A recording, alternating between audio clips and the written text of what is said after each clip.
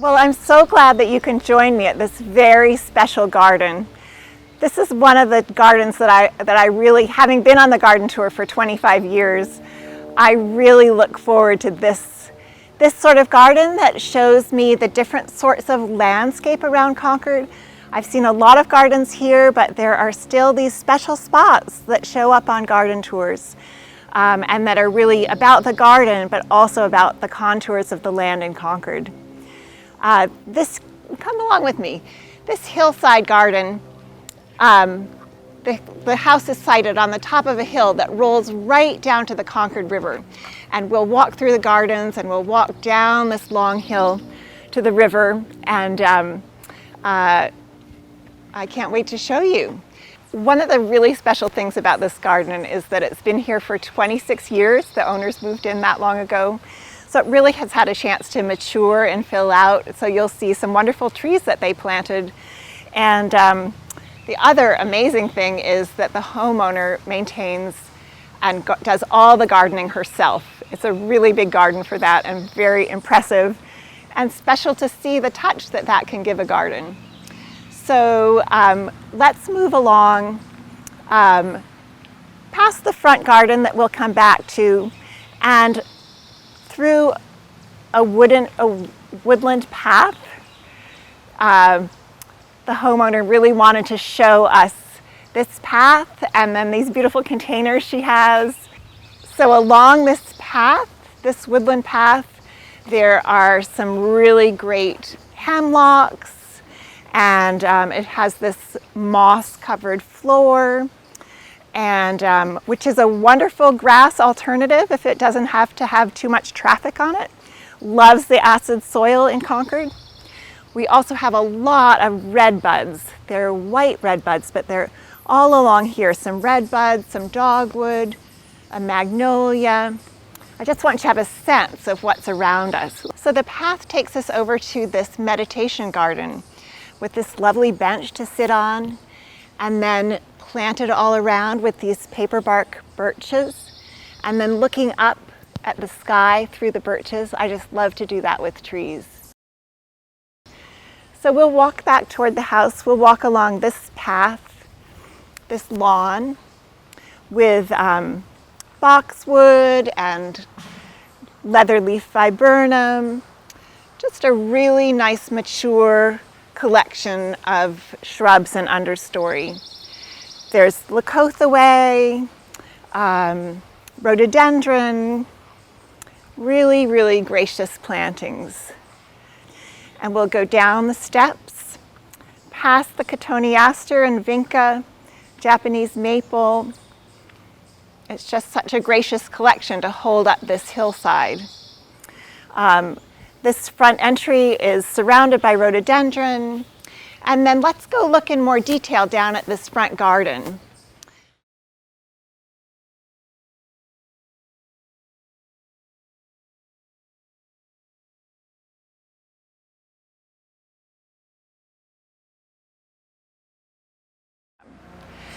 So I want to show you this front bed that is part shade. First, of course, I want to point out this beautiful weeping beech. I think its formal structure is so great in this garden with the 1903 house. Lots of things that do great in the shade. This heuchera right here, coral bell. There's a wonderful stand of European ginger under this beech tree. Of course, a lot of healthy hostas. They do so well, and the variety is so great. There's a lovely fern back there, and the bleeding heart that come and go so beautifully in the spring. This variegated version of Solomon seal is just great for shade and part shade. We won't skip over the astilbe right here, also is so beautiful in these conditions. There's even some gallium right here, sweet woodruff. And as we go along, this kind of geranium just thrives in these conditions. And then also look at the beautiful containers that they fixed for this day. It really is a treat to see what people do for this event. As we come along here, We'll see other shade lovers, some really nice repetition again of the same heuchera, and that lovely tiny hosta. And then we'll see lots of azaleas on the property like that one. Okay, here's a hellebore. So here's a great thing to have in a shade garden. It's wonderful to leaf through the season, but these flowers come out as early as March, and it's such a treat to have something come so early. And here's another one of those hellebore. Again, hosta, the sweet woodruff mixed in, everything you want in a nice shade, part shade garden, and that does well. It's great to see a garden thrive like this. So now as we are about to come around the corner, we have a big treat for you, a treat and a surprise. So now we're coming around the corner to this really beautiful, beautiful garden. Remarkable that the owner does this all by herself. I mean, you see first this lovely lupin. It's so great right now up against the house, and all these purples, the clematis right there. And wow, look at where we are. I mean, this is the kind of thing I just love to see in Concord. So I'll show you some detail in this garden, but I really do want you to begin to take in this broad view, which is so special. In the garden are a lot of things that are blooming now and that will bloom through the summer. This great lady's mantle. I think you can see, I'll just tell you sort of a list of things we're looking at. The tall foxgloves, and you can see some peonies all out. They've all been enjoying the sun out there. We've got a great stand of delphinium that will come along and be these wonderful blue spires up that you can see the view through in the summer. That's going to be so great. And then again, of course, the iris are in their height right now. The peonies all coming along. Look at that bowl of beauty over there. It's so lovely. I love seeing the spires of lupin in this garden, along with these spires of beautiful foxglove. But I can also see things that are coming along, this, you know, to carry this into the fall. The sedum. Over there, that light blue of the ansonia, which is so pretty right now. But really, I think it's planted for its vibrant yellow that is late August, September, and it just will be such a strong statement right then. I always love lamb's ear as an edge like this. I mean, it just feels so good, and it's this beautiful, soft blue, gray, green edging. And look at the colors over here. This, again, a very unusually colored iris. And the end of that, what was just spectacular, huge bleeding heart, and that blue in the background, that is another really big, healthy Amsonia. So I love seeing that, and it's great now, and it will be just great in the fall. So big stand of yarrow right here. There's a Cimicifuga behind it. You know, a sedum that's going to be just great in the fall. And then you can see poking through these lovely stone walls right here, which I just love with the garden.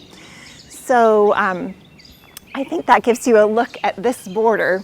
But again, you know, look back at the sweep of it and all those colors and textures together. And then let's look across all of these flowers at what is below. All right, so as we head to the steps here, you'll see these beautiful Japanese red peeling maples, this pair that are really quite architectural, and in this wonderful, it's sort of grand, but it's also a little bit natural, and I feel the same way about these maples. They are structural, pruned carefully, but there's also a looseness to them. So, and they really frame that view down to the Concord River beautifully. So here we are at the foot of the hill, and you'll see over there a stand of spirea, and then it's, I think, partly a nursery bed for the owner, but it's beautiful, full of bleeding heart, full of that Ansonia that'll be that vibrant yellow in the fall. Then you see this beautiful pair of Japanese red peeling maples, and that moves into this amazing bank of azalea that were so gorgeous a couple weeks ago, but they'll quickly be replaced by all of those hydrangea over to the right. So it's very clever kind of use of early summer, late summer to get color on this hillside. Beyond them is a big vegetable garden and the barn. And then we look down here and we see both apple and pear trees down at this part of the hillside. So, and a wildflower garden down there as well.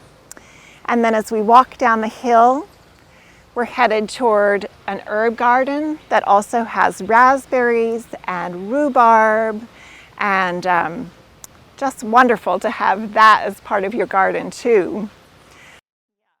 As we walk along, let's just take in this lovely afternoon heading toward the Concord River. Just amazing to have this spot with the breeze, warm, birds flying overhead, wind through the pines. Look back at a lovely, gracious house. It is such a joy to be here. You know, I've read that gardens are a sign of hope, and I know that, having been in our garden for 20 years. This garden is 26 years old, that you plant things at the beginning with a hope for the future, with a hope for what your life might be in 26 years. Here in the vegetable and herb garden, we have a beautiful stand of rhubarb out there, and next to them are squash, and there are tomatoes, and there's basil, and some wonderful lettuces, and over there I see some kale, and then there are all those raspberries. That's a great raspberry patch right there. And I just love this old structure, and you know, that stone walk is so pretty. What a beautiful destination at the bottom of this hill. Right all the way across to the fruit trees.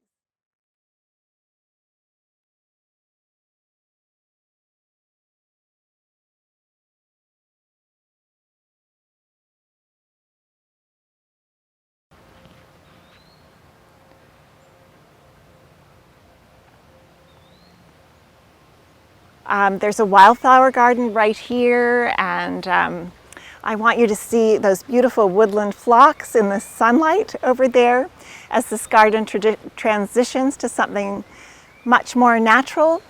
That's not an easy transition to make, and I think she's done it beautifully with really quite a curated woodland here. We're walking through this really pretty little grove of apple and pear trees up the hill toward the vegetable garden. The vegetable garden has, just growing on the fence, some beautiful clematis and grapevines, and there's just a lot of growth everywhere in this garden.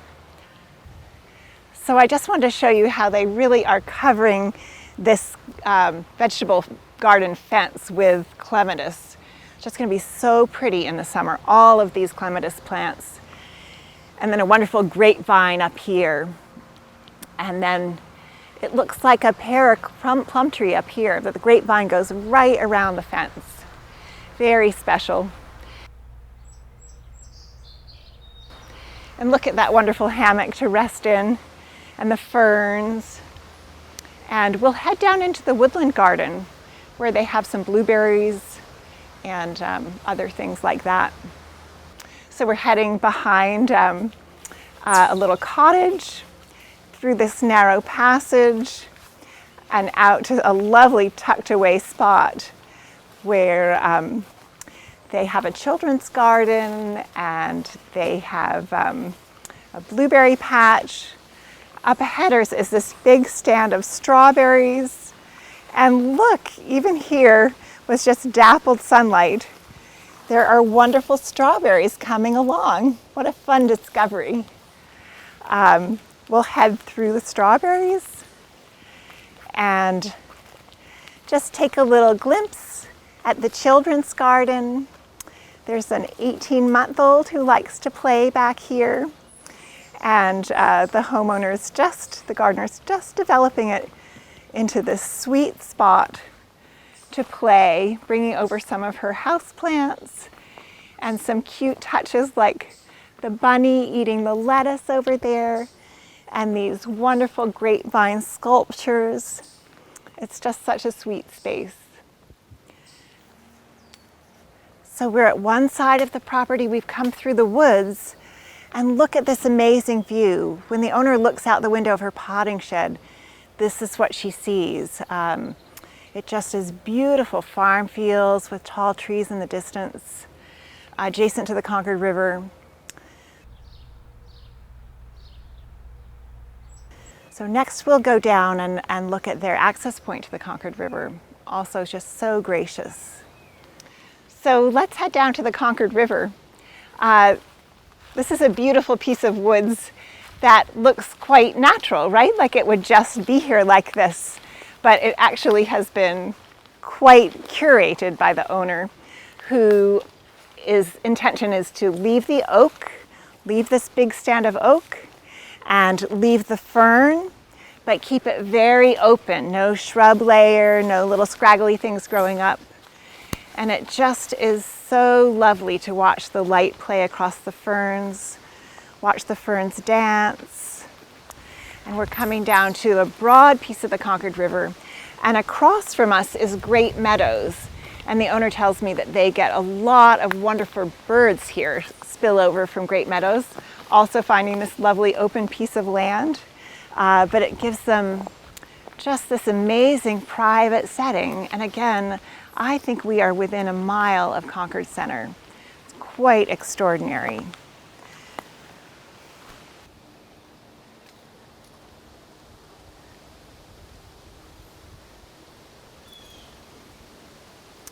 Just watching the wind dance in the leaves of the trees, the tops of the trees across the river, is so peaceful.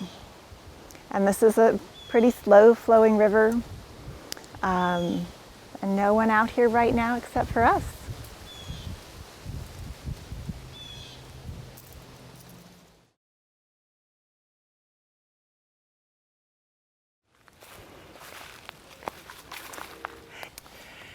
You know, when you clear out many other trees, you give a chance for handsome oaks like this to really grow and spread.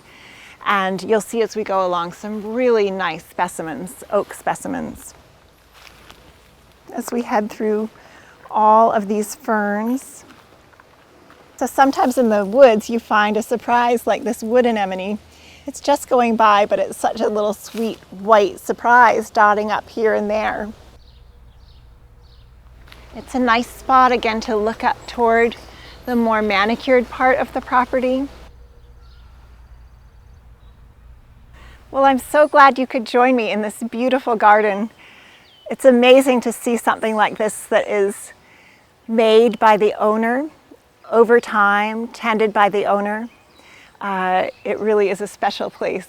I'm so glad you could come.